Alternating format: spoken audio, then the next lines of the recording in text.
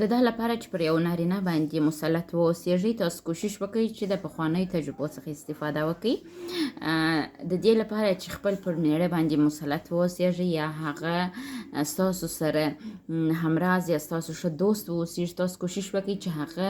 د نارینو غوښتنې زده کړي او هغه غوښتنو ته د تګ لپاره د خپل میړه څخه یو قدم مخکې واوسیږي. ښه مثال دا دی چې تاسو کولی شئ د دې لپاره چې خپل پر خاوند باندې مسلط واوسیږئ، دا دی چې تاسو کوشش وکړئ خپل د خاوند لپاره ځان ته د خوب ښایسته کالي جوړ کړئ. زموږ اکثره ښځې چې ودونو ته ځي ښه میک اپ کوي، ښه ځان جوړوي، خو دوی دا هیروي چې خپل خاوند ته میک اپ وکړي او ځان جوړ کړي. د نارینو دپاره بهترین میک اپ ستاسو ښځو بهترین ښایسته آرایسته منظم یا ډېر ماډرن د خوب کالي دي. تاسو د خوب کالي حتما په بازار کې مه رانیسئ، تاسو کولی شئ په کور کې دننه ځان ته د خوب بهترین کالي جوړ